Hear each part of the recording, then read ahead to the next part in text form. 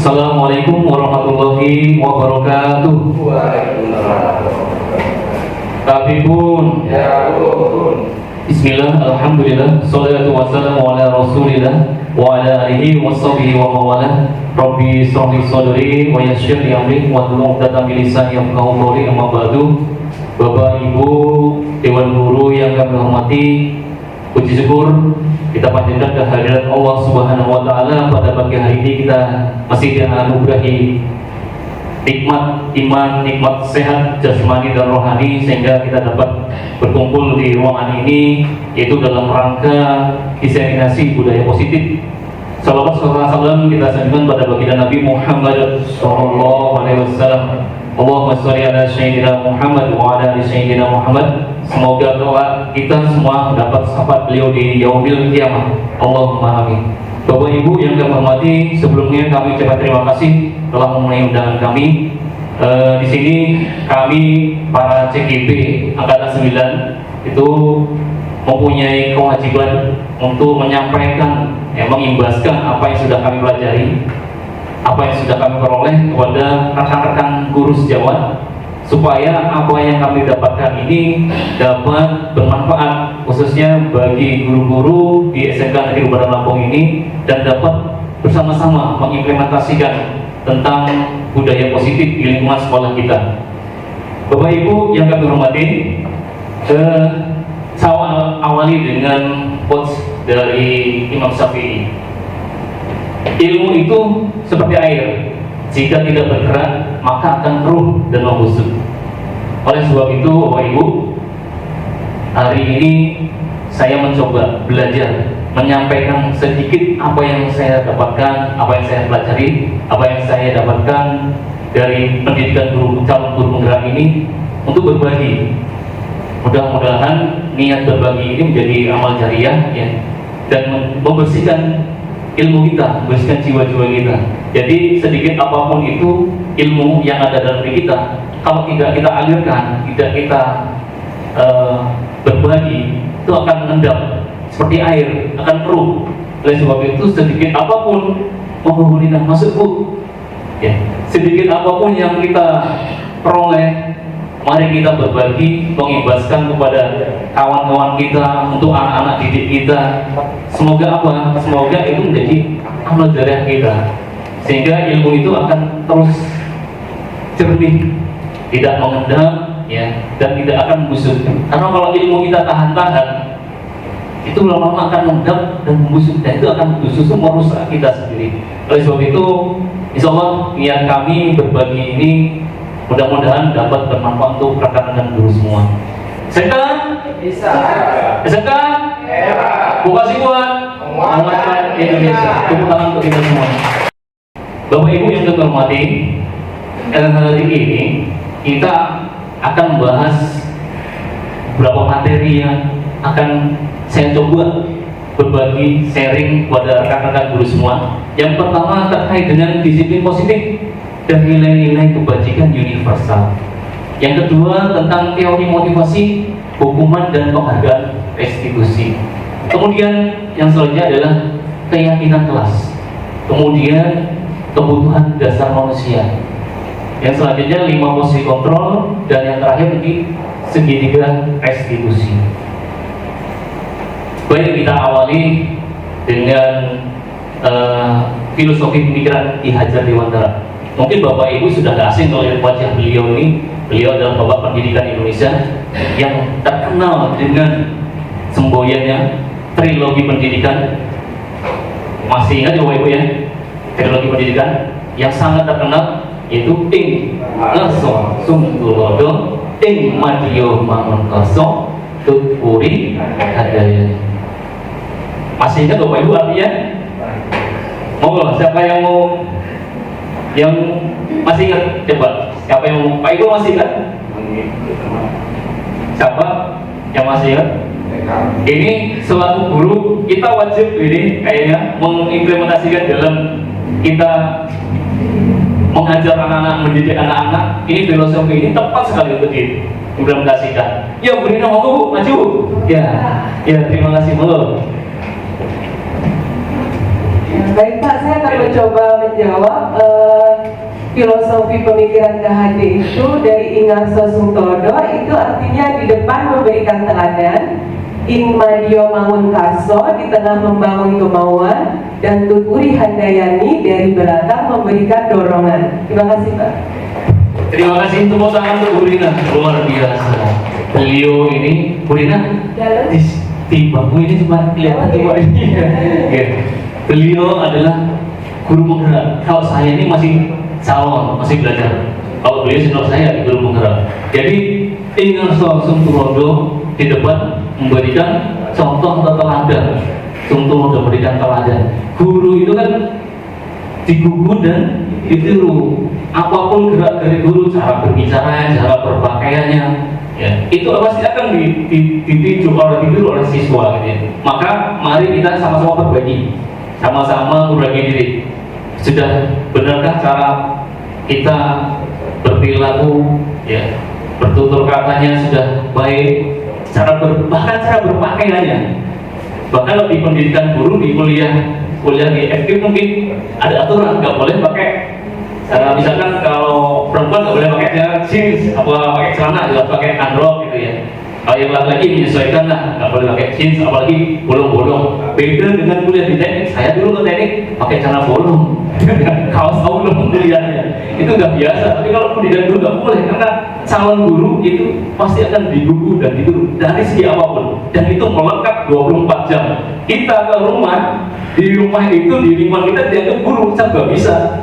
Yang disuruh sambutan serah terima manten, suruh pimpin doa, itu harus siap. Dan itu pengalaman saya. Pak Guru, mau bantuin doa, aduh, gitu. Padahal nggak ada omongan sebelumnya. Diundang, ustadznya nggak datang, bagus, pimpin doa, harus siap. Artinya memang kita harus terus belajar untuk mengabdi diri. Kemudian ing madyawan kaso di tengah memberikan motivasi, penguatan, gitu ya. Jadi kita wajib berikan itu kepada anak-anak didik kita. Kemudian yang paling apa ini?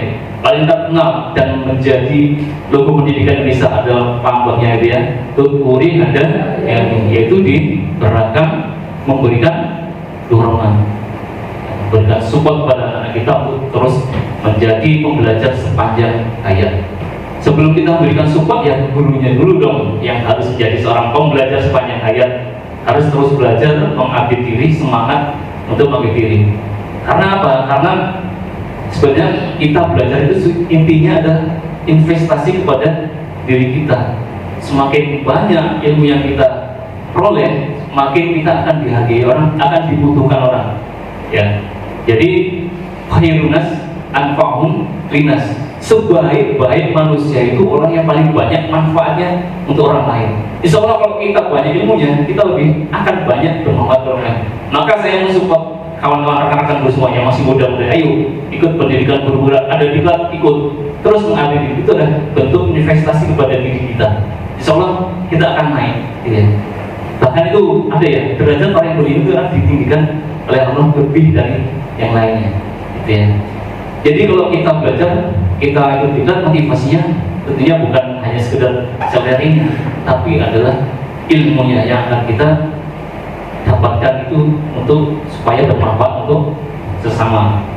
Baik, Ki Hajar Dewantara juga menjelaskan bahwa tujuan pendidikan itu menuntut segala kodrat yang ada pada anak agar mereka dapat mencapai keselamatan dan kebahagiaan yang setinggi-tingginya, baik sebagai manusia maupun sebagai anggota masyarakat.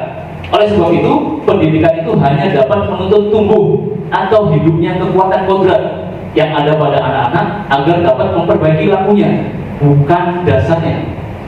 Nah, hidup dan tumbuhnya kekuatan kodrat anak. Jadi tugas guru itu sebenarnya menuntut, karena pada dasarnya anak-anak itu sebenarnya sudah ada role-nya, sudah ada, bahkan itu nggak bisa dirubah. Bahkan Ki Hajar Dewantara menganalogikan bahwa guru itu seperti petani yang menanam biji jagung. Biji jagung itu kalau ditanam tumbuh jagung, tidak mungkin akan tumbuh padi. Kita tanam padi, tumbuhnya akan padi dan tidak mungkin tumbuh jagung. Setiap anak itu mempunyai kodrat, mempunyai karakter masing-masing, mempunyai bakat masing-masing. Tugas guru adalah menuntunnya, kita gali ini potensi anaknya seperti apa. Ya, jadi untuk menumbuhkan itu maka perlu perawatan. Kalau petani itu ya dipupuk, ya disiram, itu tugas guru untuk menumbuhkan supaya biji benih-benih yang ada di anak itu tumbuh subur. Jadi insya Allah kalau kita sudah menciptakan budaya lingkungan positif di sekolah kita, ya, kalau ada biji yang kita tanam di situ, itu tumbuhnya subur. Ya, walaupun bijinya mungkin kurang baik, tapi kalau lingkungannya subur, tanahnya subur, insya Allah dia akan bisa tumbuh. Ya, beda kalau dapat biji unggulan biji unggulan ditanam di tanah yang kering tandus, kira-kira dapat tumbuh nggak Bapak Ibu? Bahannya bagus sih, ditanam di lahan yang tandus, kira-kira tumbuh nggak? Tidak akan tumbuh. Nah itulah fungsi kita menyuburkan lingkungan pendidikan kita ini. Kita sebagai guru yang menyiram, memupuk anak-anak kita itu supaya tumbuh sesuai dengan kodratnya yang bakatnya jatuh ya, tumbuh jatuh yang padi ya padi. Itulah semuanya makna pendidikan. Baik, kita lanjut. Kita akan masuk ke disiplin positif dan nilai-nilai kebajikan universal. Perubahan paradigma baru. Saya minta ada yang mau simulasikan ya. Siapa yang saya minta 2 orang, Bapak Ibu, Bu Eka sama Pak Yono ya, yang cocok ini. Siap? Silakan Bu Eka tuliskan sesuatu yang paling berharga menurut Bu Eka. Apa itu? Tulisan di kertas kemudian digenggam kuat. Ini keyakinan Bu Eka ini. Oh ini berharga, nggak boleh seorang lain dapat nih. Gitu ya. Silakan ditulis apapun itu. Coba. Saya minta Bu Eka untuk menuliskan.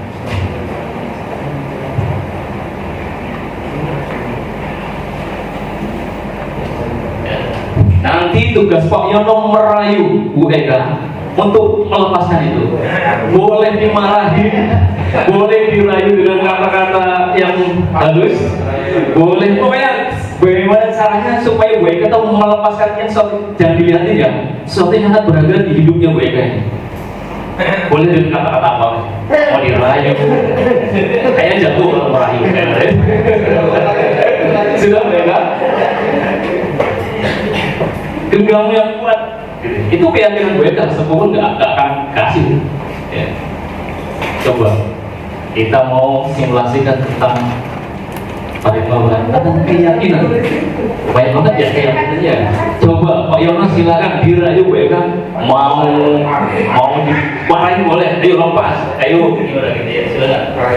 Ya mana lepasnya? Gimana tuh bisa ngaku ada nggak dilepas ya? Ya itu. Bisa dirayu. Ini harus kayak biasa. Untuk tukang ojek ya. Gitu. Dekat saya.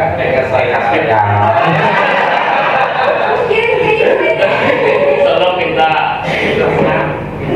Nggak mau. Kalau dikasih lagi video. Ya boleh. Kayaknya nggak bisa saya Pak. Ya boleh. Paksa boleh. Paksa boleh. Ayo. Ya kali. Pak. Bisa nggak kira-kira? Nggak bisa. Nyerah ya. Nyerah. Oke baik. Terima kasih Bu Eka dan Pak Yono sudah mensimulasikan tentang keyakinan nanti dan ini kaitannya dan fungsi kontrol. Ternyata Bapak Ibu kita ini nggak bisa mengontrol orang lain. Bahkan mungkin kepada anak kita pun kita tidak akan bisa mengontrol. Mengontrol keyakinan orang nggak bisa. Mau dirayu seperti apa Bu Eka itu kalau itu sudah keyakinannya kuat, bahkan mau dimarahin ya tetap. Itulah yang perlu kita tumbuhkan di dalam diri anak-anak. Melaksanakan menjalankan sesuatu itu berdasarkan keyakinan dia, bukan karena faktor eksternal, bukan pengaruh eksternal, bukan karena dirayu, bukan karena takut dimarahin, bukan karena takut dihukum. Itu yang akan kita bahas. Jadi fungsi kita sebagai guru bagaimana menumbuhkan faktor intrinsik, motivasi intrinsik dari dalam siswa itu bahwa itu suatu keyakinan yang memang harus dijalankan, bukan karena dipaksa, bukan karena ingin dipuji, bukan karena takut dihukum. Itu ya. kita rubah paradigma kita, pandangan kita bahwa kita tidak akan bisa mungkin mengontrol apapun, ya termasuk ya anak kita, beruntung kita gitu. Ini perubahan paradigma ilusi terhadap kontrol. Ilusi guru mengontrol murid tidak mungkin, ya kita tidak akan mampu mengontrol anak kita, ya kita secerewet apapun, dipanggil berapa kali, sudah dihadapkan berapa kali, pengalaman kemarin anak was itu, ya dipanggil berapa kali, masih juga ikut tawuran. Karena apa? Karena kesadaran diri, nilai-nilai itu belum tumbuh di dalam hatinya. Guru itu mau nasihati seperti apapun nggak akan masuk, yakin ya. Bahkan yang sudah diancam pakai fakta integritas, tawanan bahwa kalau ikut tawuran dikeluarkan, ternyata masih ngulang, pengawas. Ya.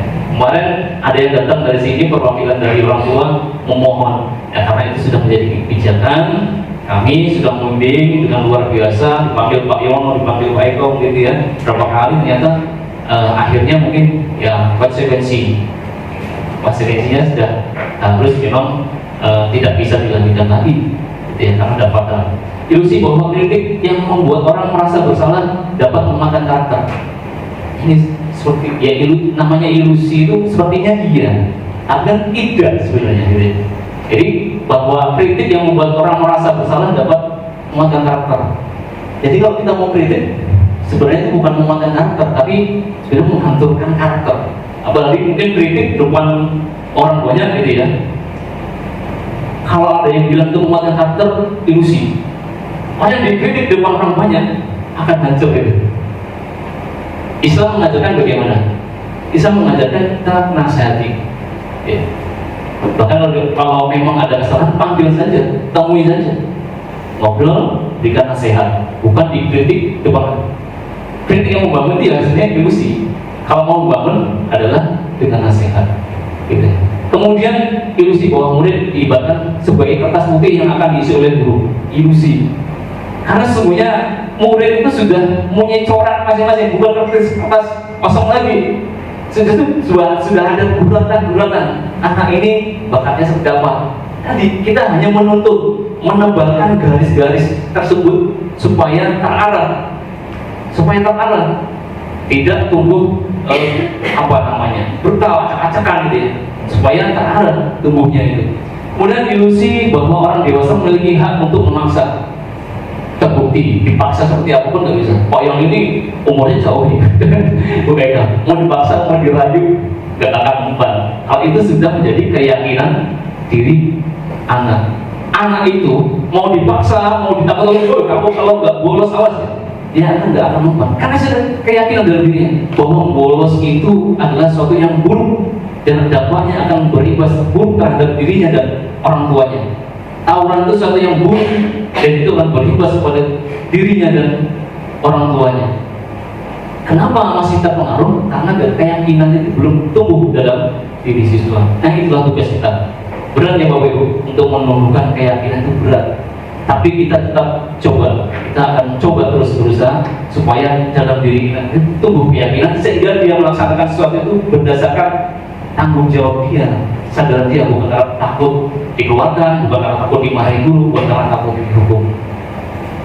Oke, perubahan paradigma baru, siapa sesungguhnya yang memiliki kontrol? Ya, kalau stimulus respon kita mencoba mengubah agar orang berpandang sama dengan kita, sulit.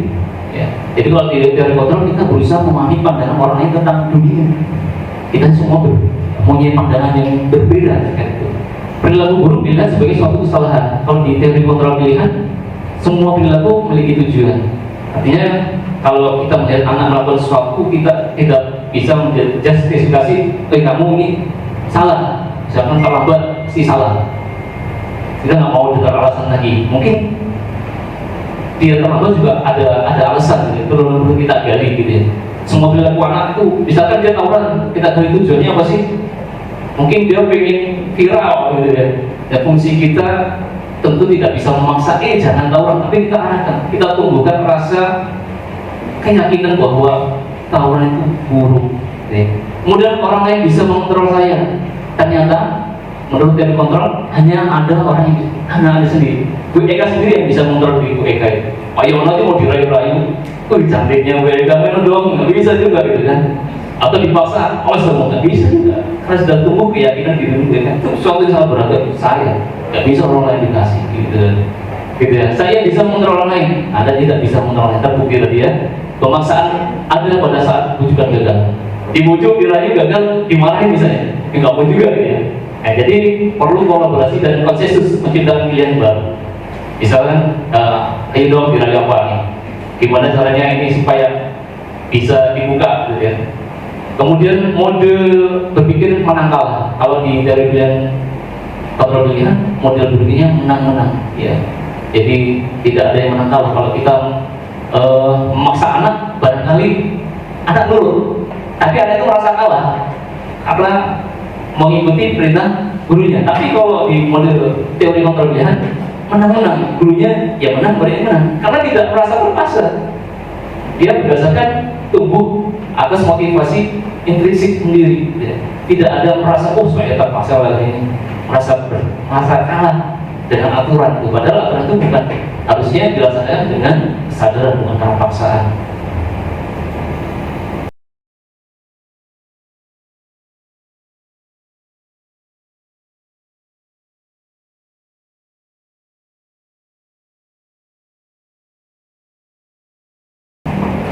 Terima kasih Bu. Suasana yang merdeka, kita merdeka itu bukan berarti merdeka sebebas-bebasnya. Ternyata merdeka itu adalah kalau kita melaksanakan sesuatu bukan karena aturan. Kalau kita melaksanakan sesuatu karena aturan, takut dihukum, takut dicap jelek, itu belum merdeka kita. Maka disebut merdeka belajar itu bagaimana cara anak itu punya kesadaran sendiri untuk belajar, bukan dipaksa ayo belajar. Itu belum merdeka belajar. Merdeka mengajar itu juga, kalau kita sebagai guru kan ada istilah mengajar, merdeka mengajar. Ketika kita mengajar itu karena aturan, bukan karena internal faktor intrinsik kita, bahwa kita ini guru mulia, ajar itu mulia, menyampaikan ilmu, berarti kita masih belum merdeka sebagai guru, gitu ya. Itu terkait dengan disiplin. Nah, apakah makna disiplin? Berasal dari bahasa Latin, disiplin yang artinya belajar. Dia terus belajar artinya.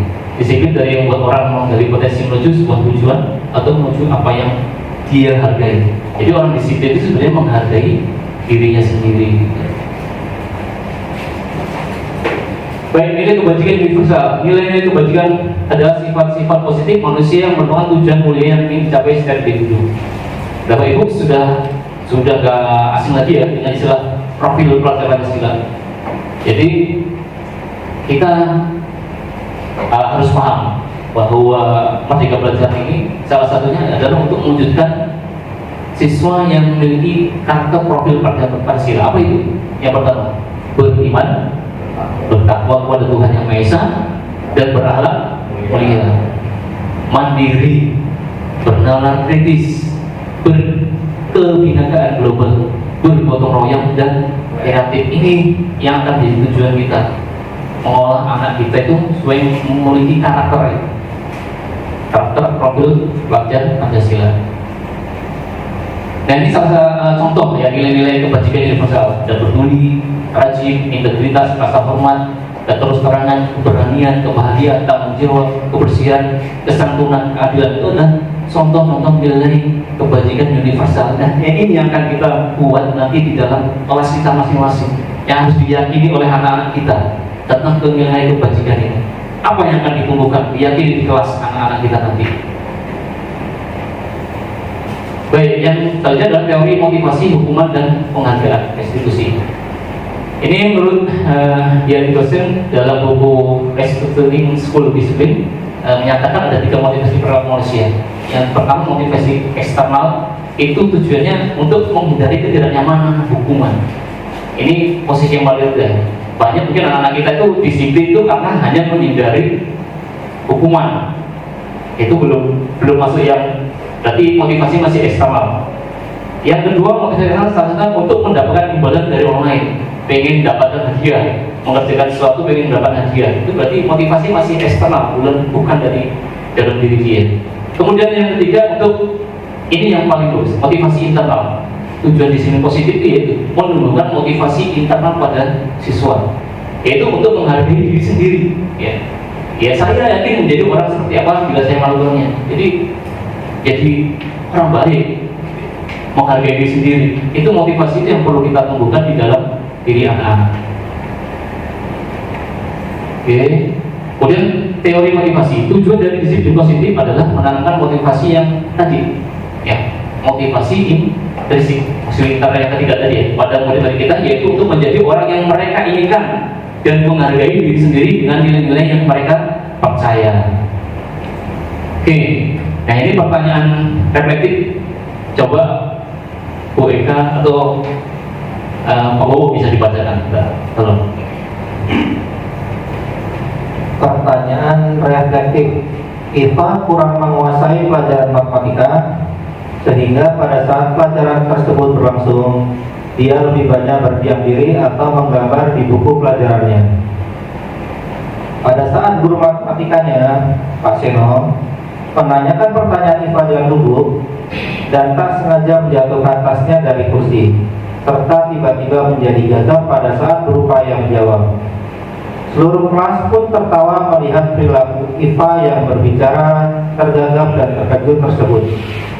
Pak Seno pada saat itu membiarkan teman-teman Iva menertawakan Iva yang tergagap dan malu luar biasa, dan malahan minta Iva untuk maju ke depan dan berdiri di depan kelas sambil menunjuk hidungnya karena tidak bisa menjawab pertanyaan Pak Seno. Kelas makin gaduh dan anak-anak pun tertawa melihat Iva di depan kelas memegang ujung hidungnya. Terima kasih Pak Bowo. Bapak Ibu, kira-kira setuju juga dengan apa yang dilakukan Pak Seno ini? Tidak setuju. Kenapa Pak Yono alasannya? Coba.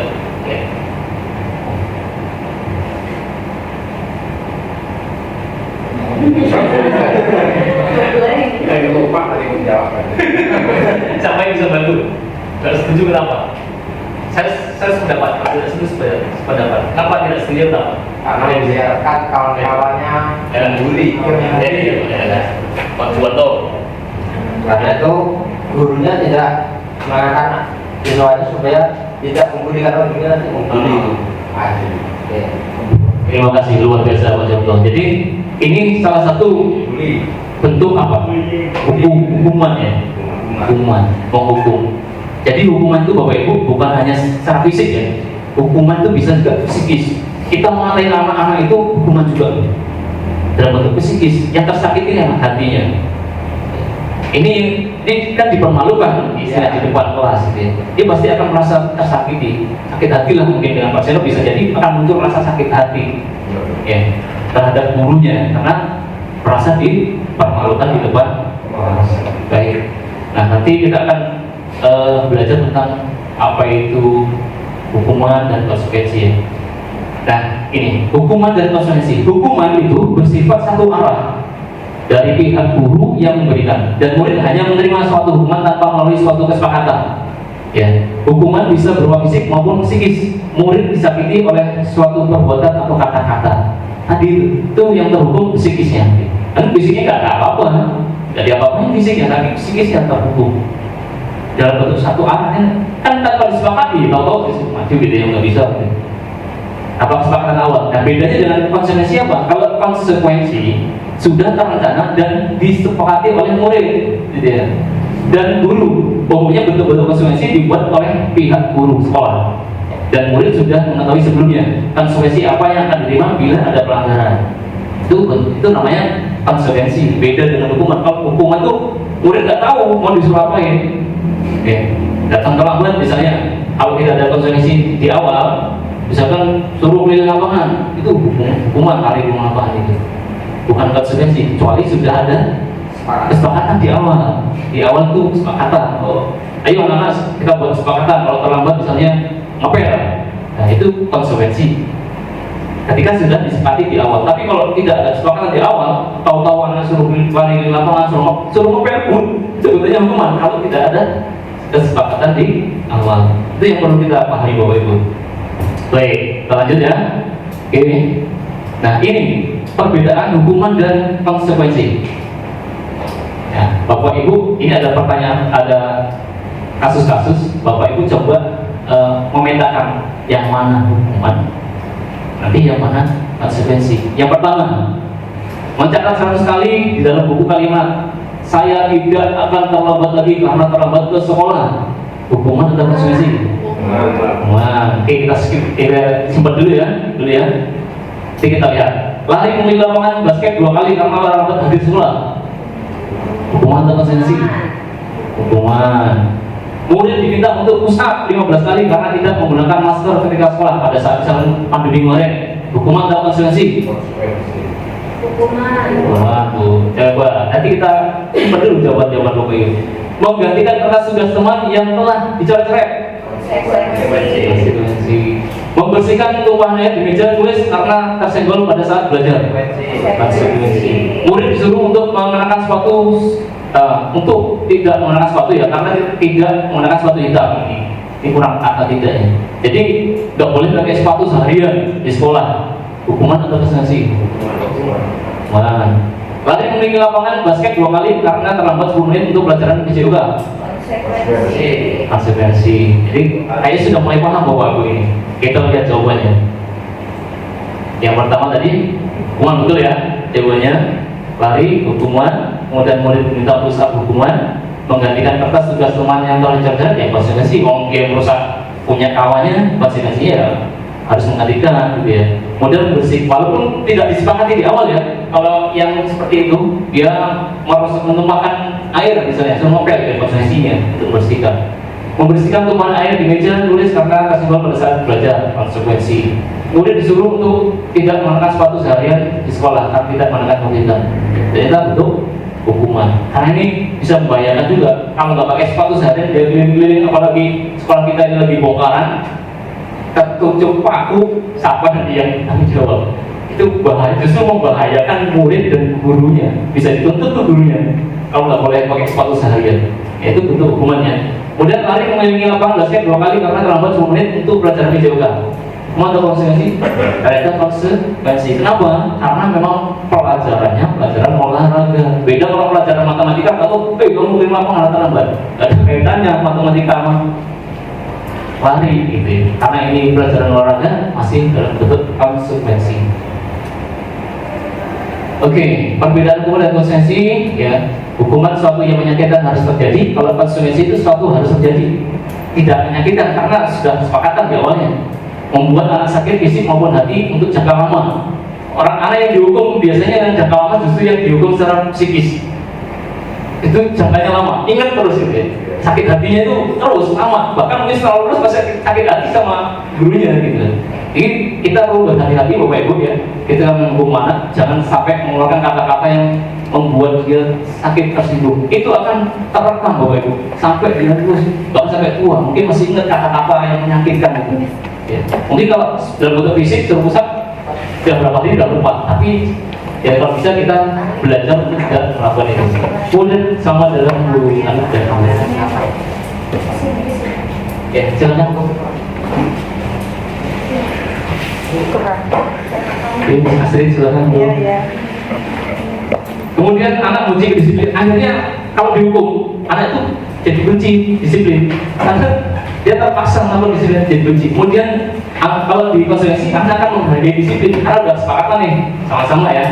Kalau di hukuman tuh bentuknya paksaan. Kalau di konsekuensi stimulus tanggapan. Kalau yang di hukuman mendorong anak hanya ingin diri sendiri, kalau di konsekuensi mendorong anak agar merubah, menyesuaikan diri. Ya, beda ya.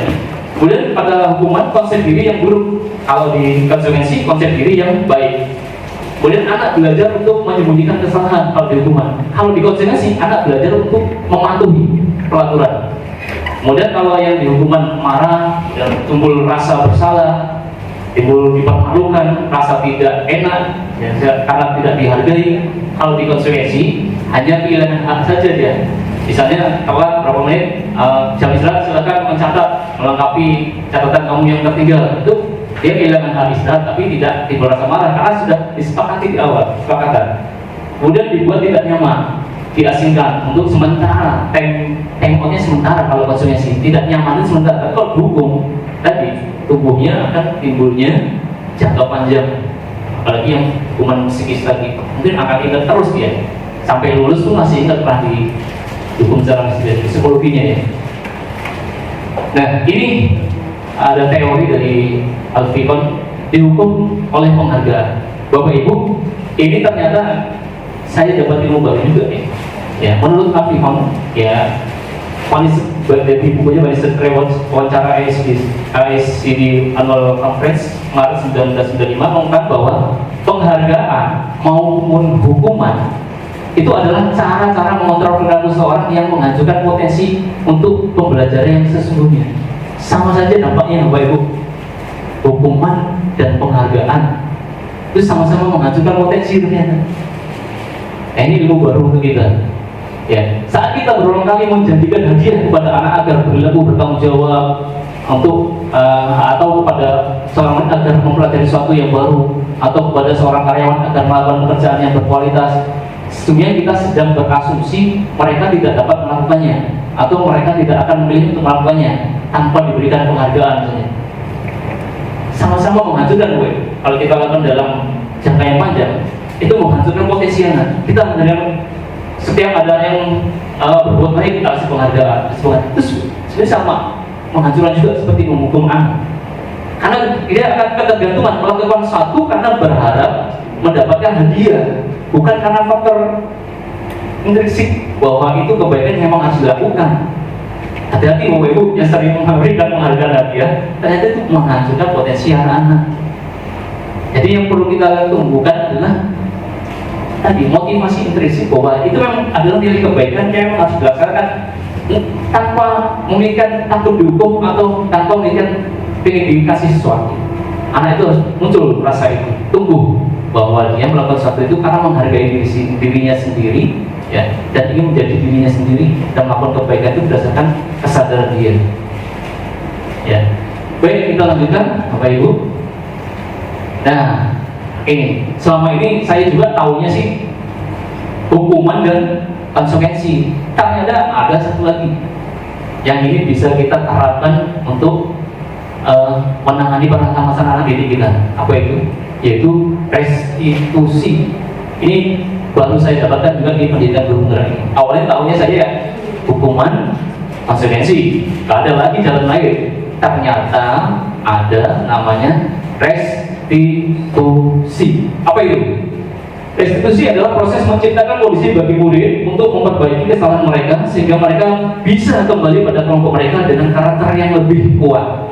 Ini menurut dosen tahun 2004. Restitusi juga merupakan proses kolaboratif yang mengajarkan murid untuk mencari solusi untuk masalah mereka dan membantu murid berpikir tentang orang seperti apa yang mereka inginkan dan bagaimana mereka harus memperlakukan orang lain. Ini yang akan kita pelajari. Mudah-mudahan bisa kita terapkan Bapak Ibu ilmu baru tentang restitusi ini. Karena selama ini di kita taunya hukuman, kalau enggak konsekuensi itu udah bagus lah gitu. Ternyata ada lebih yang ideal lagi, yaitu di atas konsekuensi ada restitusi gitu ya. Baik, restitusi bukan untuk menebus kesalahan, namun untuk belajar dari kesalahan. Restitusi memperbaiki hubungan, kemudian restitusi adalah tawaran, bukan paksaan. Kalau di konsekuensi mungkin ada rasa terpaksa tapi tidak menyakiti, tidak sakit hati karena sudah sepakatan. Tapi restitusi ini bukan paksaan. Restitusi menuntut untuk melihat ke dalam diri. Restitusi mencari kebutuhan dasar yang mendasari tindakan.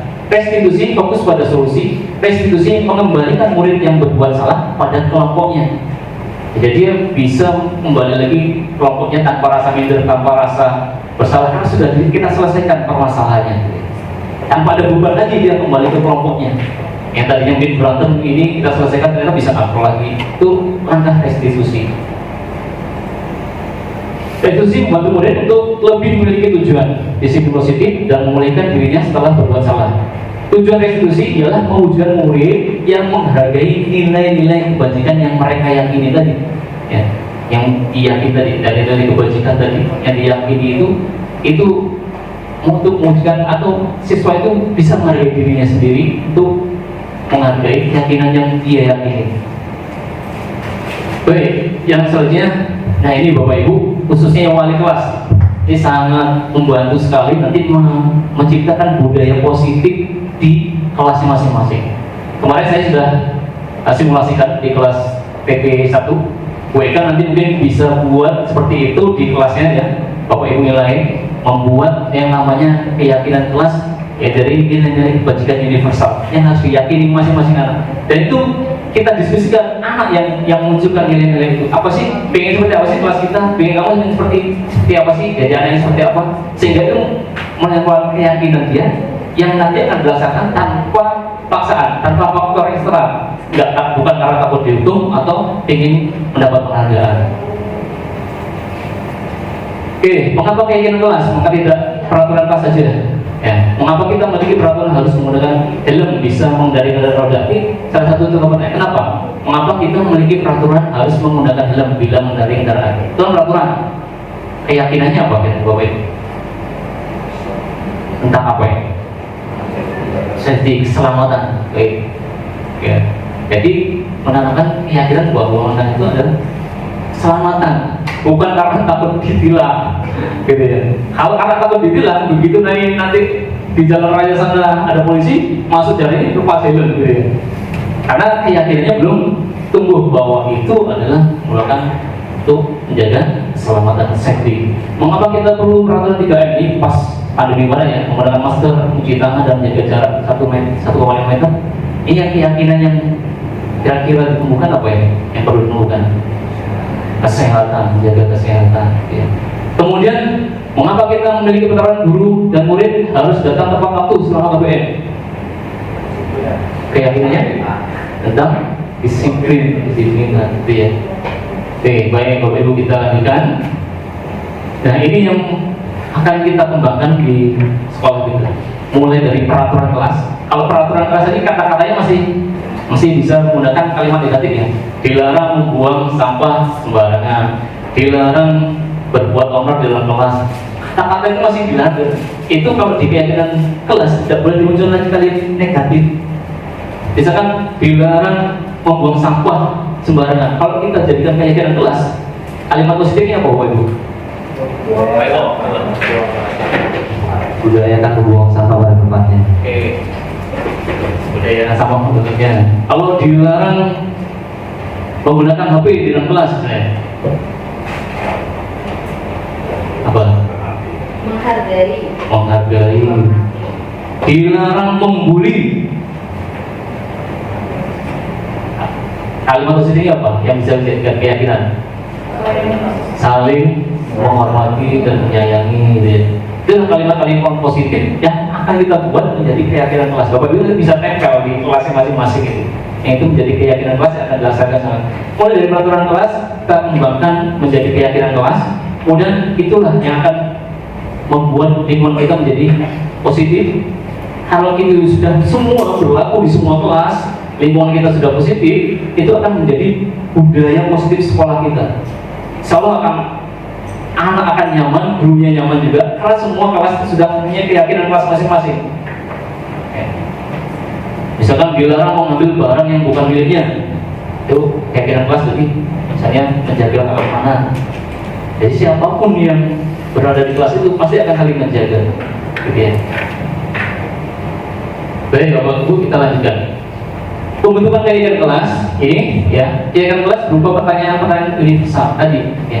Bisa dipraktekkan nanti Bapak Ibu. Kemarin saya sudah praktekkan tapi belum sempat edit videonya. Jadi ingin saya simulasikan. Tapi mengingat waktunya hari ini kita ada kegiatan ya, dan hanya 1 jam. Mungkin nanti saya siap membantu Bapak Ibu wali kelas yang mau membuat keyakinan kelasnya di kelasnya masing-masing. Insya Allah saya siap membantu.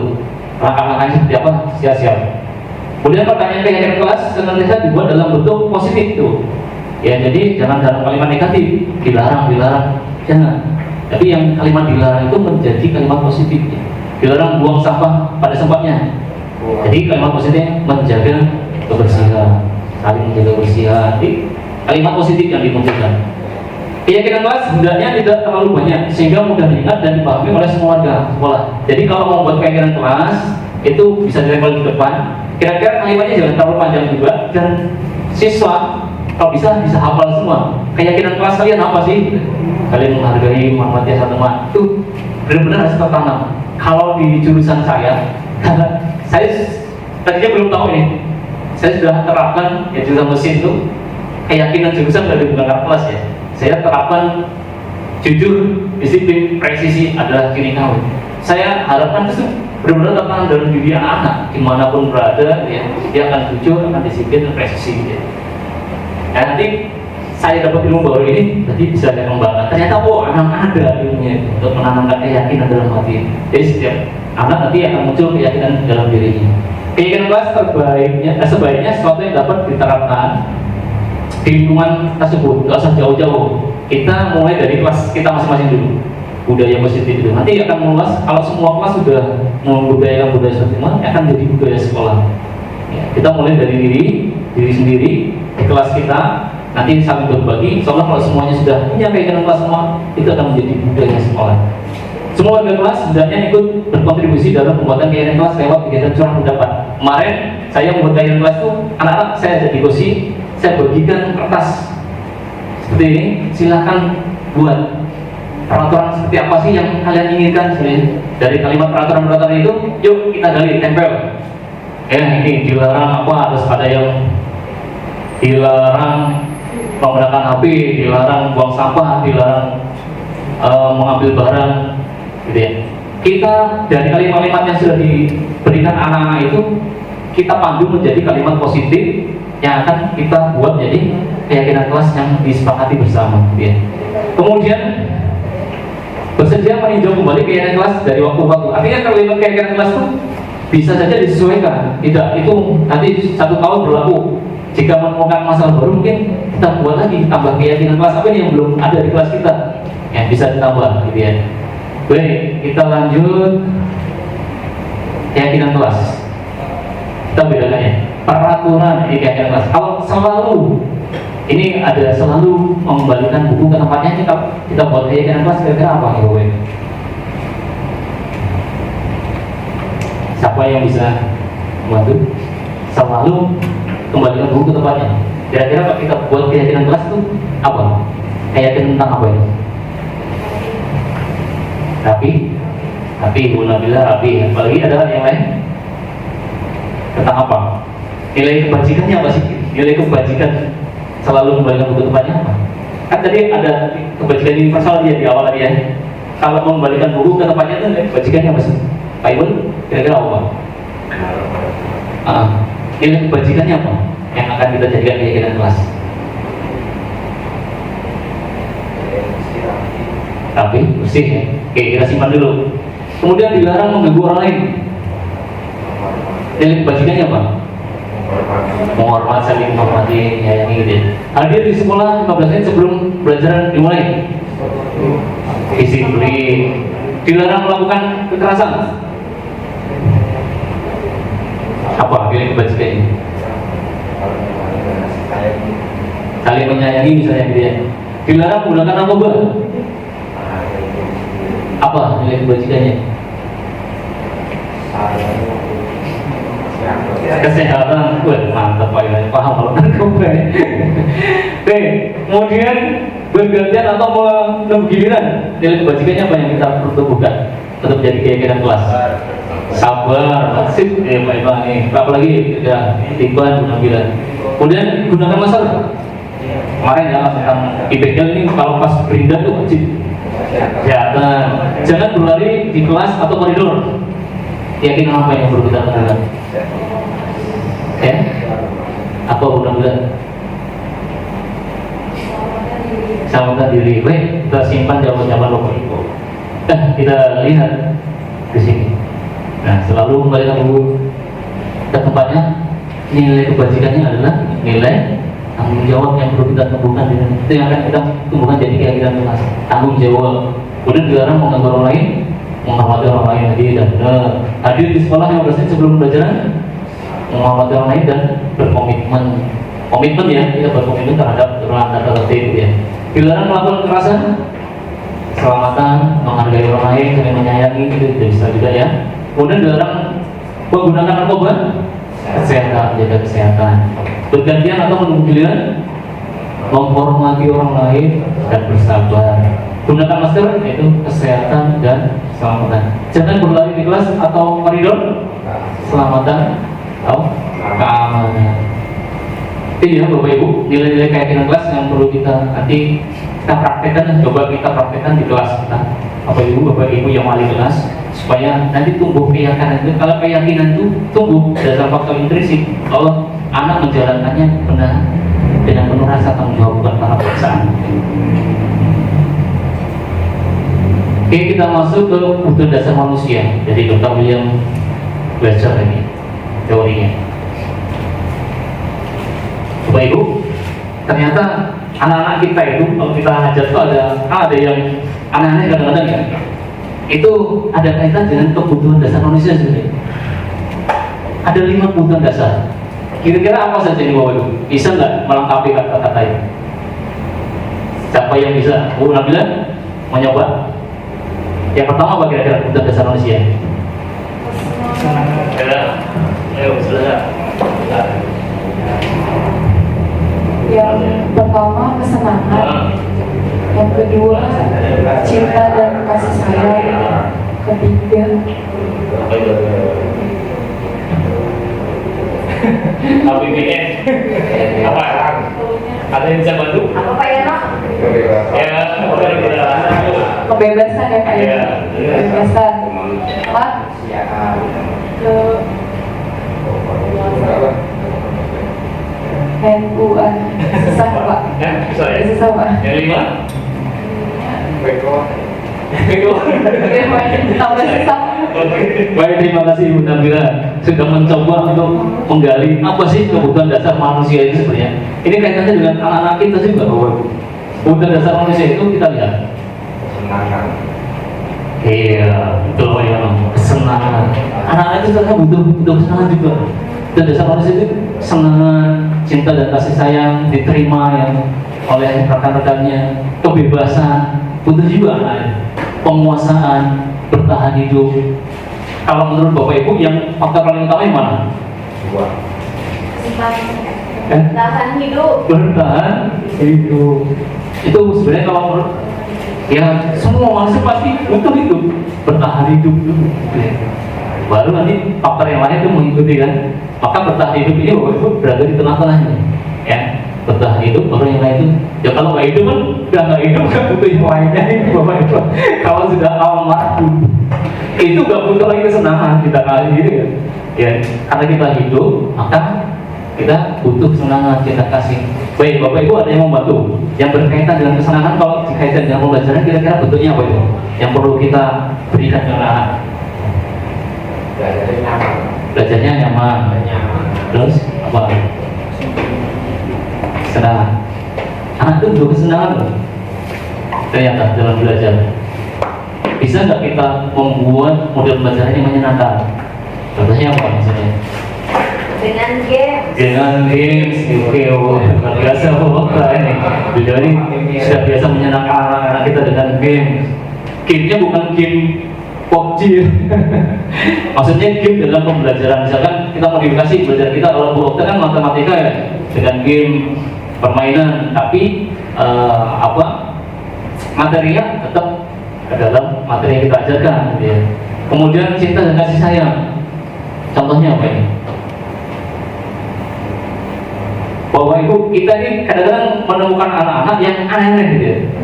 Dia itu cari perhatian. Kalau kita gali, anak-anak yang model itu biasanya di rumah itu kurang perhatian, cinta dan kasih sayang kurang. Sehingga dia kadang-kadang ada aja betulah gitu ya. Kalau kita ajak ngobrol, ternyata oh dia itu butuhnya cinta dan kasih sayang. Jadi kita tidak bisa langsung marah-marahin, kamu kenapa sih seperti ini? Ya, kita mungkin kita ganti butuhnya anaknya apa sih? Oh, butuh diperhatiin, butuh kasih sayang. Ada tuh anak itu di mesin juga ada. Kayaknya sih cari perhatian aja. Memang kadang-kadang kita ya kesal juga ya. Tapi ternyata setelah belajar hari ini mudah-mudahan kita paham oh bahwa anak ini butuhnya ini boleh perhatian tugasnya gitu. Kemudian kebebasan. Anak juga perlu kebebasan. Kita berikan kebebasan untuk mengeksplor kemampuan. Jangan kita batasi gitu ya. Saya pengalaman dulu membimbing anak LKS itu, sebenarnya anak LKS itu punya punya potensi untuk mengembangkan diri sendiri. Kalau kita batasi, oh kamu caranya harus gini. Kadang-kadang malah mentok ya. Tapi kita beri kebebasan untuk mencari model bagaimana dia nyamannya belajar. Oh dapat malahan, Pak saya belajar seperti ini lebih gampang Pak. Ya silakan. Oke, kalau kamu dulu gampang dan kamu lebih cepat mengerti, silakan gunakan. Tidak harus dengan cara Bapak. Kalau Bapak berikan seperti ini. Ya. Ternyata kadang-kadang anak kita biasa dia menemukan cara sendiri untuk lebih mudah memahami sesuatu. Ya. Kemudian penguasaan, apa ini kira-kira? Anak-anak itu juga butuh penguasaan, pengakuan, pengakuan. Ya kita berikan kesempatan untuk menjadi ketua kelas, pengurus kelas, salah satu bentuk penguasaan. Ya, butuh diakui loh anak-anak itu. Gitu. Dia bisa memimpin diskusi, dia bisa memimpin kelas, itu salah satu penguasaan. Kemudian bertahan hidup. Ini kalau dalam pelajaran aplikasinya dalam apa? Contohnya, kalau bertahan hidup, kita kaitkan dengan pelajarannya. Apa kira-kira? Siapa yang bisa bantu? Bertahan hidup. Oh, kayaknya gak mau jawab ini. Tadi aku ragu ini. Wasri? Kehadiran. Bertahan hidup. Saat istirahat makan bontot. Iya, bohong.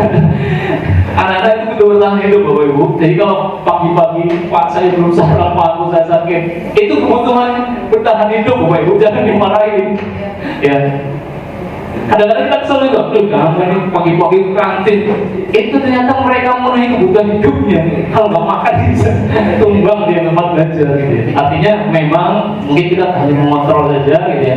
Ya tapi jangan keseringan juga izin kantin tanpa izin ya. Tetap harus izin. Misalnya kalau kita tidak izinkan terjadi apa-apa, kita disalahkan juga Pak. Kalau nggak boleh izin ke kantin, nanti jam istirahat. Padahal dia sudah sakit punya, rumah makan misalnya. Kita disalahkan tuh kalau anak pingsan gara-gara belum sarapan. Kita suruh belajar misalnya. Artinya itu anak itu memenuhi kebutuhan bertahan hidup dia yang perlu kita fasilitasi juga gitu ya. Oke, lanjut. Ini 5 posisi kontrol kita sebagai guru dalam bukunya Restricting School Discipline ya. Yang dosen ini menyebutkan ada 5 posisi kontrol kita. Kita ini mungkin selama ini bisa inilah merefleksi diri kita. Posisinya di mana? Ada posisi kontrol guru itu sebagai penghukum, ada posisi kontrol guru sebagai membuat rasa bersalah, ada sebagai teman, guru sebagai teman, kemudian kontrol sebagai pemantau, kemudian yang paling akhir kontrol sebagai manajer. Kira-kira selama ini Bapak Ibu memposisikan kontrol sebagai guru itu di mana ya? Jadi Pak contoh gimana? Variasi Pak. Variasi ya. Kadang menghukum. Kalau pembuat rasa bersalah? Pernah? Masuk. Masuk ya. Contoh pembuat rasa bersalah gimana contohnya? Ada yang bisa? Kalau penghukum jelas. Dalam lambat, ayo, stop. Menghukum gitu. Kalau pembuat rasa bersalah? Rasa bersalah pada selesai menghukum anak. Oh ternyata saya salah menghukum anak. Oh gitu. Ada yang bisa bantu lagi? Makanya ada yang solusi yang lain selain menghukum. Nyindir.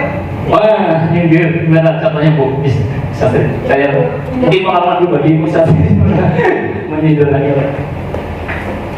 Nyindir anak aja Pak. Sampai kita lihat mereka di belakang lagi tidur.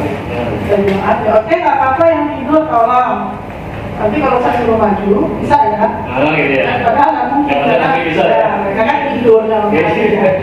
Baik, terima kasih Sastri. Ya, salah satunya itu. Kita coba kita gali lagi ya.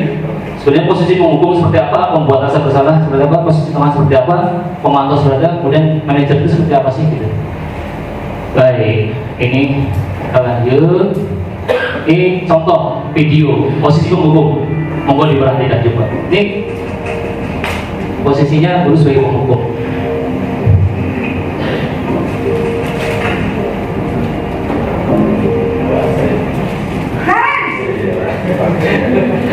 Sini kamu.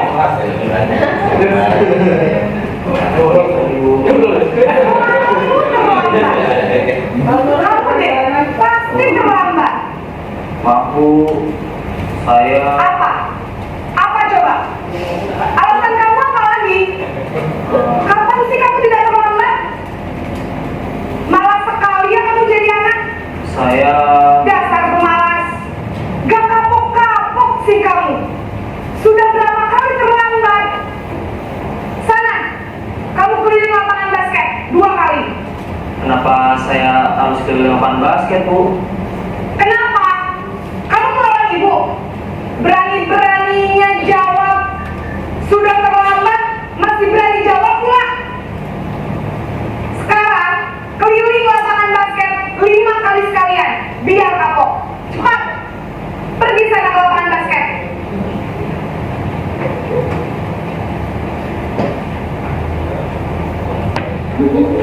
Oke, Bapak Ibu, jujur pernah nggak membersihkan diri sebagai pemukul? Pernah, pasti pernah. Saya juga pernah gitu ya. Tapi insya Allah setelah belajar ini kita nanti bisa memilih yang terbaik ya. Jadi kalau bersih untuk itu, pokoknya nggak mau dengar alasan kamu terlambat kamu. Saya pilih teman. Ya nggak usah banyak cincong gitu kan. Itu kalau sebelum kita belajar ini mungkin bisa kita terapkan tadi. Mudah-mudahan setelah belajar ini nanti ada pilihan ya. Itu untuk posisi pemukul. Nah ini sudah. Oke, ini posisi membuat rasa bersalah. Contohnya.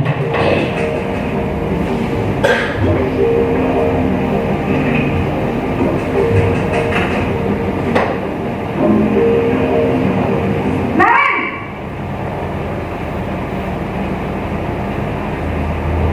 Selamat pagi, Bu. Naren.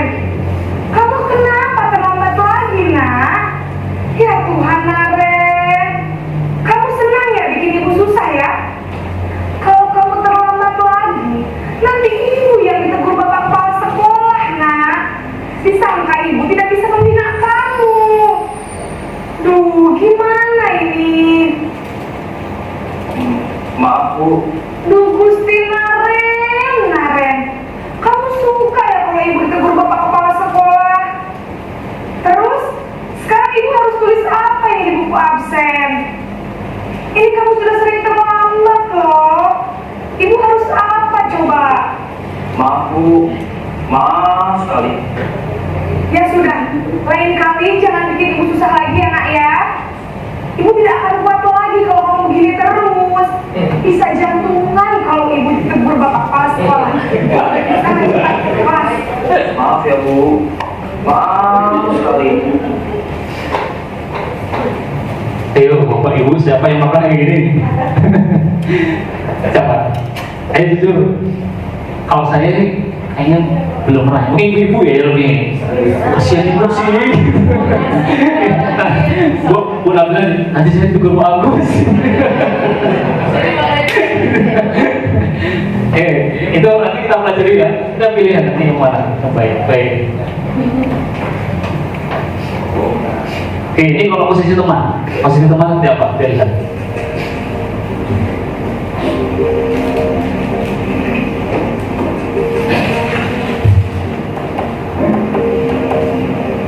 Naren!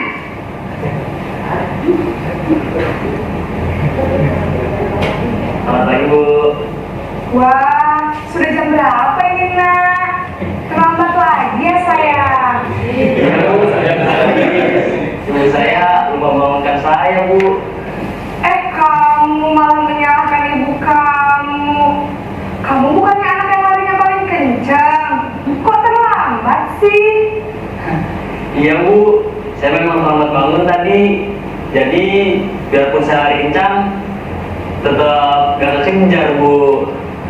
Ya sudah sana. Nanti lain kali larinya lebih kencang lagi ya. Biar gak terlambat lagi. Bikin senang ibu. Demi ibu. Bisa kan? Bisa lah, Bu. Ya sudah sana masuk kelas. Ibu beresin urusan absen kamu. Kamu ini ada-ada saja. Oke teman, kira-kira gimana Bapak Ibu? Pernah? Pernah. Oke. Kita selanjutnya sebagai pemantau dan monitor.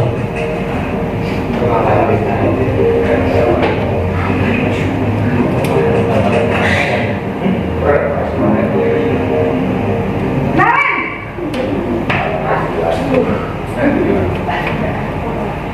Selamat pagi, Bu. Naren, apa peraturan sekolah kita tentang jam berapa kita harus di sekolah jam 7 Bu.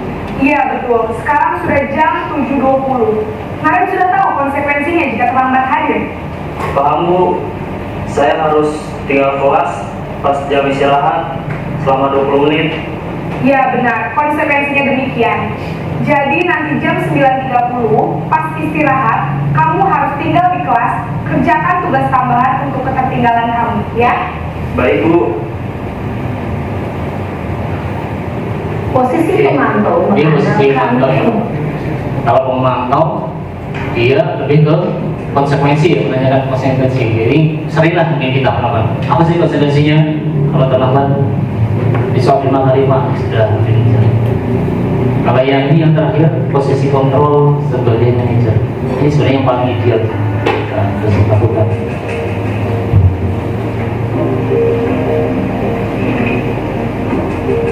Coba kita perhatikan apa yang perlu kita tanyakan ke anak kalau kita melakukan sebagai posisi manajer. Selamat pagi Bu. Selamat pagi Naren. Maaf Bu, saya terlambat. Iya, sekolah masuknya jam 7, sekarang sudah jam 7.20. Jadi sekarang bagaimana ini Naren?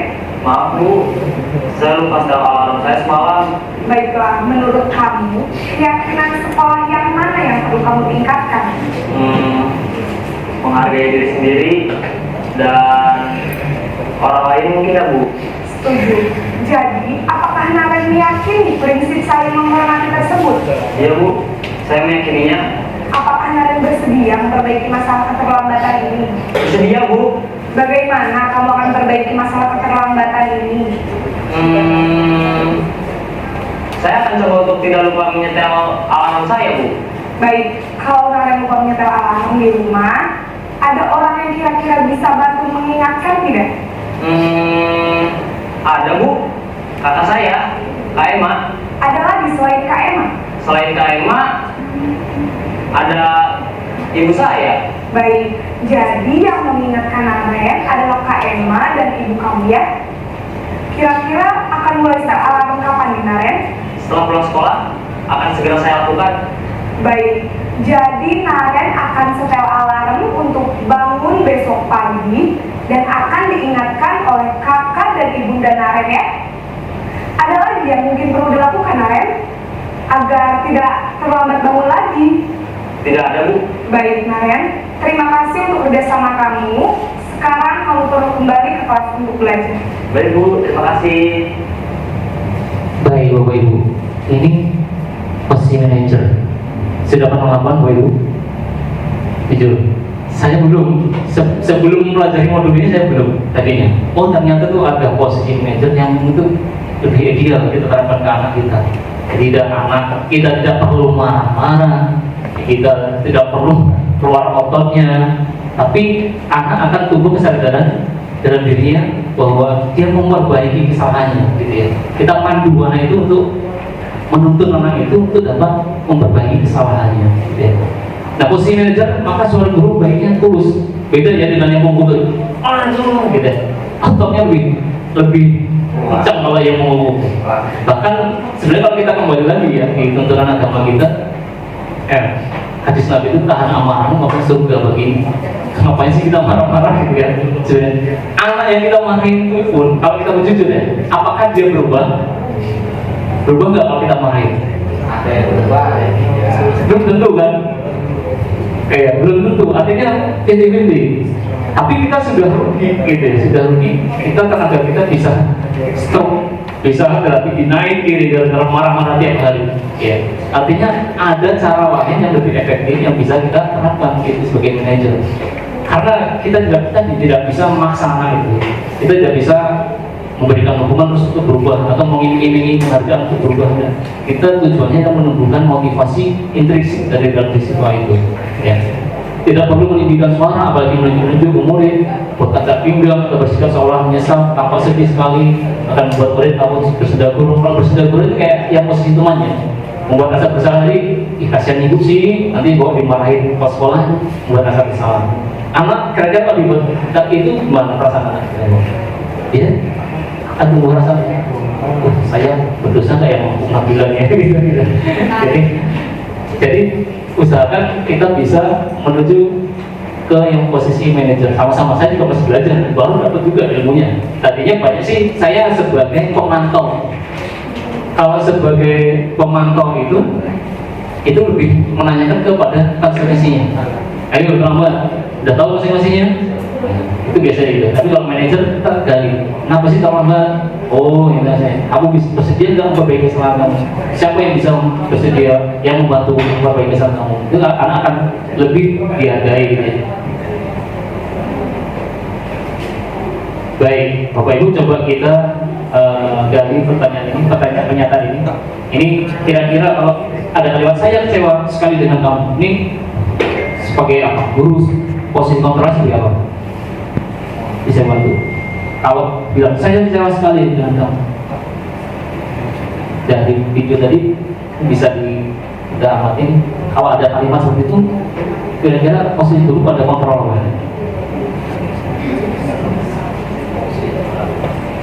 Kontrol penghukum, pemantau, apa kira-kira? Pembuat. Oke, kita simpan dulu ya. Kamu tidak pernah benar melakukannya. Sebagai apa ini? Monggo. Ayo lakukan demi ibu, demi bapak. Ini bersalah. Semangat. Sebagai teman. Apakah kamu mau mendapatkan stiker bintang hari ini? Sebagai apa itu? Mantap. Bagaimana kamu bisa menyelesaikan masalah ini? Nah, kamu selalu yang paling terakhir.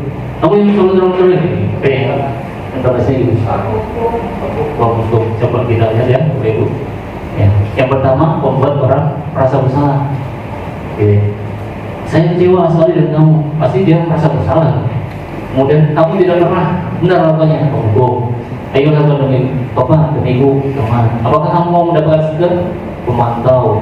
Bagaimana kamu bisa menyelesaikan masalah ini? Itu kalimat yang dilakukan saya guru sebagai manajer. Kamu selalu yang paling terakhir. Itu penghukum juga. Baik, ya ini kita akan belajar tentang segitiga restitusi. Tadi ya, ada hukuman, ada konsekuensi. Yang ketiga adalah restitusi. Ini ada tahapan-tahapannya Bapak Ibu. Yang pertama kita menstabilkan identitas, kemudian validasi satu kebutuhan, kemudian menanyakan keyakinan. Menstabilkan identitas itu tujuannya membuat anak merasa gagal, berbuat salah menjadi positif terhadap dirinya.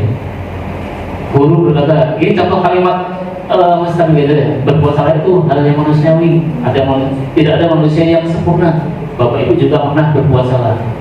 Kemudian Bapak Ibu, ini yang kedua kalimatnya, misalkan kita buat rasanya dulu, satu frekuensi dengan anaknya.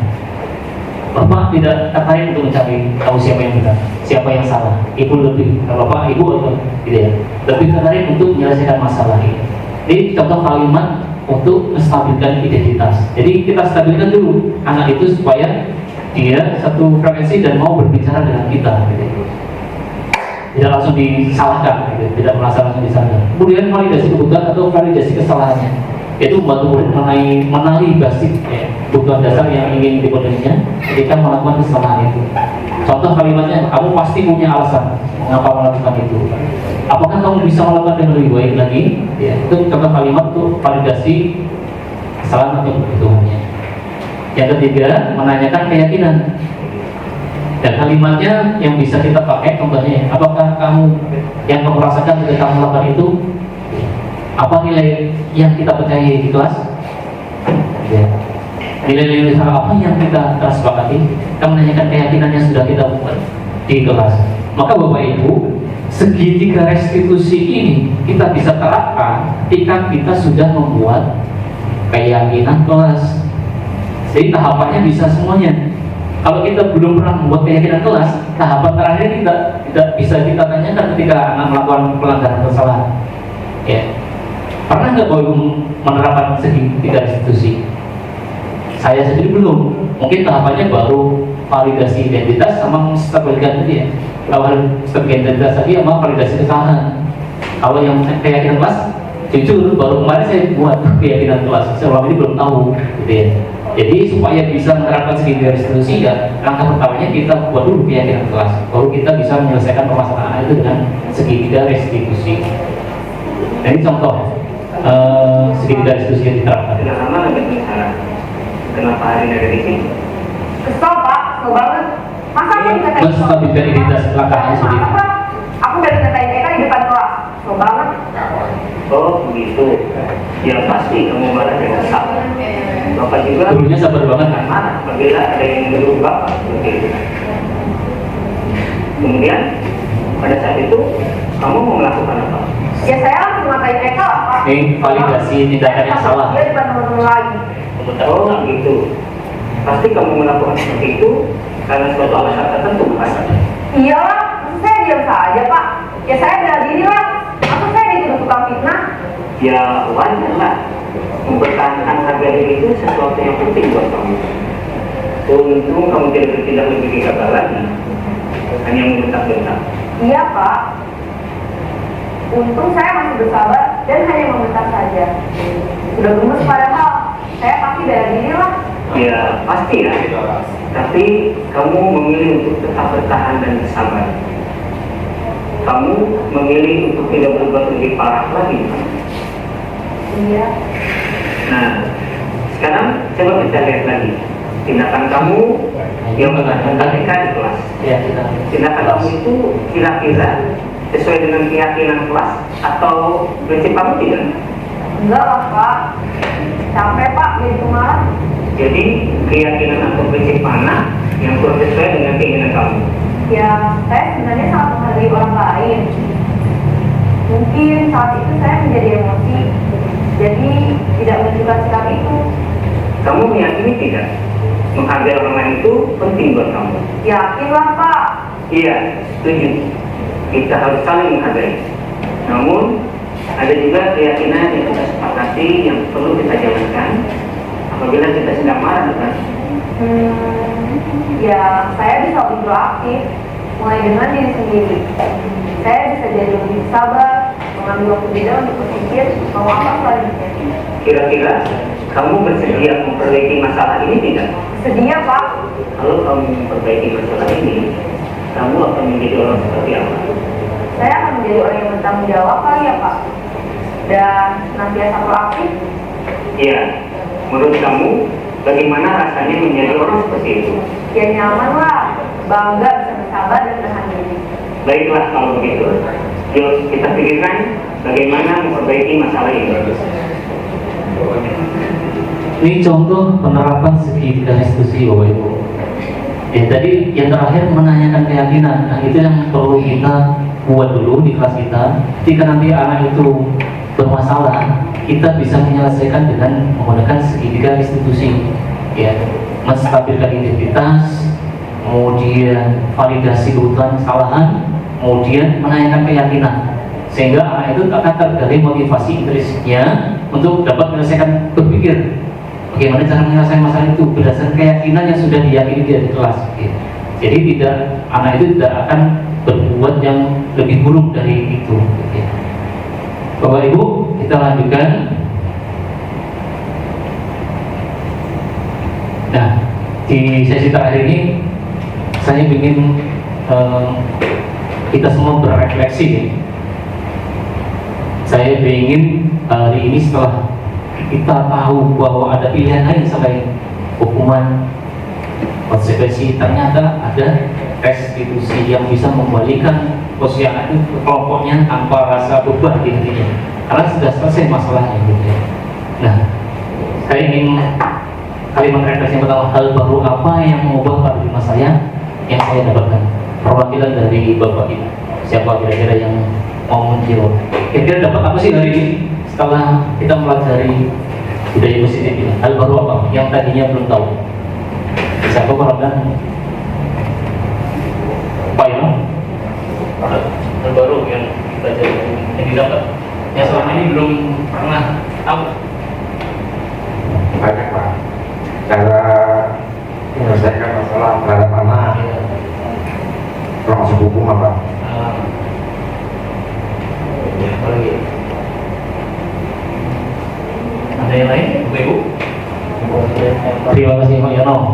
referensinya banyak ternyata. Oh ternyata selama ini kita banyak belum tahu gitu ya. Cara menyelesaikan masalah ternyata ada seperti itu, ada institusi. Oh selama ini ternyata kita posisinya hanya sebatas memantau, paling bagus. Saya juga selama ini paling bagus memantau, menanyakan konsekuensinya. Kamu terlambat pesannya atau enggak? Gitu ya. Ternyata ada lebih ideal lagi kepada posisi sebagai manajer. Pak Bu mungkin bisa merefleksikan yang selanjutnya. Saya pelajari, saya bisa coba menerapkan untuk membentuk keyakinan saya ke arah positif, Pak. Ya, baik. Ada lagi Bapak Ibu? Bu Nabila mungkin bisa membantu refleksikan dari kalimat itu kira-kira apa sih? Ya, hal baru yang mengubah paradigma saya, pandangan saya, ya, setelah mendapatkan materi ini. Ya, untuk materi yang saya dapat mungkin refleksi ke saya, kemudian menerapkan ke murid untuk menjadi lebih positif dengan cara yang tadi teori dan restitusi tadi, mungkin penyelesaian masalah kepada anak lebih tahu, tidak langsung memarahi atau dan yang lainnya. Oke. Terima kasih Bu Nabila. Ternyata banyak ya hal baru. Sama juga saya waktu pertama pelajari modul ini. Oh, ternyata saya belum tahu nih masalah tentang restitusi, belum tahu posisi harus sebagai manajer. Ya, makanya hari ini kita berbagi apa yang saya dapatkan. Mudah-mudahan kita bisa saling memperbaiki, saling memberikan apa ya penguatan untuk kita untuk kedepannya lebih baik lagi. Kita ini guru, gitu ya. Guru yang memang dituntut untuk dapat menuntut anak itu sesuai dengan kodratnya. Kodrat itu menyesuaikan bahwa kodrat ada namanya kodrat alam dan kodrat zaman. Kodrat alam itu sesuai dengan kultur budaya. Dia lingkungan sangat berpengaruh ya terhadap anak. Alam di mana dia tumbuh, gitu ya. Jadi pada zaman yang menyesuaikan dengan kondisi lingkungan kita. Kita anak-anak kita ini tidak bisa diajari dengan model pembelajaran kayak kita sekolah dulu. Sekarang udah abad 21. Kalau kita masih mengajar anak kita dengan model guru kita mengajar kita yang tidak sesuai dengan ini kodrat zaman sekarang, gitu. Oke. Kemudian perasaan apa yang muncul selalu mengikuti diseminasi ini, khususnya mengenai makna disiplin dan motivasi intrinsik. Kira-kira apa perasaan yang muncul? Ada yang mau Pak Saiful? Perasaan yang muncul apa Pak? Saya keinginan untuk siswa. Pak Saiful ingin apa?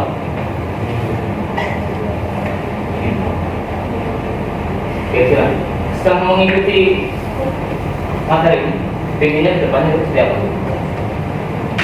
Seperti disiplin, Ya, menerapkan disiplin positif ya. Kira-kira pengen posisi kontrol sebagai pemantau, sebagai teman, atau sebagai manajer Pak Ibu? Manajer, sih.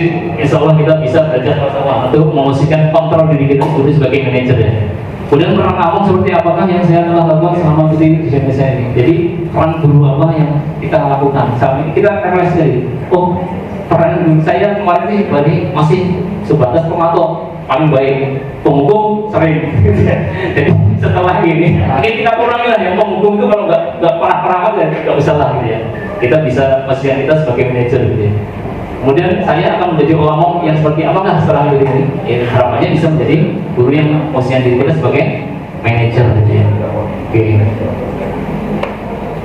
Bapak Ibu, akhirnya kita pada tiba di akhir kegiatan ini. Mudah-mudahan apa yang saya sampaikan ini memberikan manfaat, memberikan motivasi Bapak Ibu semua untuk lebih lagi meningkatkan peran kita ini sebagai guru, sebagai pendidik, untuk menuntun anak-anak kita menemukan kodratnya yang menemukan kebahagiaan sepenuhnya ya, baik dari bagi diri sendiri maupun anggota masyarakat ya, sesuai dengan kita tuntut sesuai dengan kodrat anak tersebut ya. Baik Bapak Ibu, akhirnya saya ucapkan terima kasih sebesar-besarnya atas kehadiran, atas atensi Bapak Ibu semua. Saya doakan Bapak Ibu semua sehat walafiat, keluarga kita sehat walafiat semua, diberkahi hidup kita. Kita harus bangga, kita jadikan Allah SWT sebagai guru, karena guru itu mulia, ya, kita bisa berbagi ilmu dengan anak-anak kita yang insya Allah itu akan menjadi amal jariah bagi kita. Alhamdulillah kita ditakdirkan jadi guru itu luar biasa. Syukur kita. Ya, tidak semua orang berkesempatan untuk menjadi guru. Ya.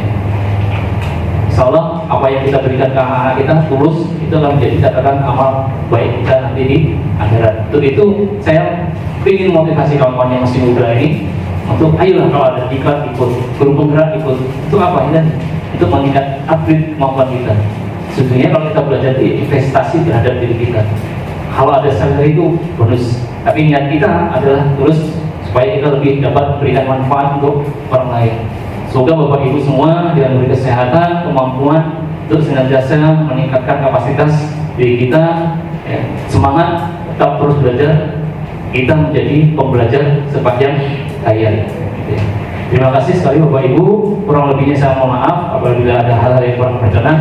Mudah-mudahan kegiatan diseminasi hari ini bahwa perubahan minimal di kelas kita masing-masing untuk arah yang lebih baik. Saya akhiri, wabillahi taufiq wal hidayah. Assalamualaikum warahmatullahi wabarakatuh.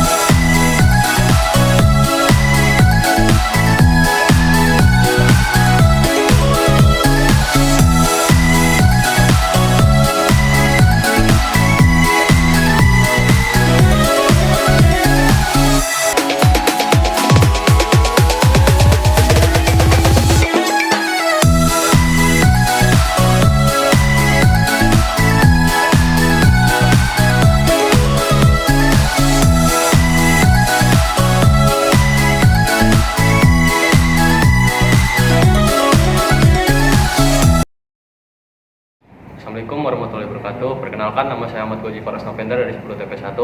Menurut saya keyakinan kelas itu penting karena membuat kelas lebih disiplin dan taat peraturan. Assalamualaikum warahmatullahi wabarakatuh. Perkenalkan, nama saya Muhammad Jardan, kelas 10 TP1. Menurut saya keyakinan kelas itu penting karena agar supaya kelas menjadi lebih baik dan agar disiplin. Assalamualaikum warahmatullahi wabarakatuh. Nama saya Muhammad Rifki, kelas 10 TP1. Keyakinan kelas menurut saya itu penting karena menjaga keamanan dan kenyamanan kelas. Assalamualaikum warahmatullahi wabarakatuh. Perkenalkan, nama saya Aldi Muhammad Fauzi dari kelas 10 TP1. Menurut saya keyakinan kelas itu penting karena menumbuhkan rasa nyaman dan fokus dalam belajar.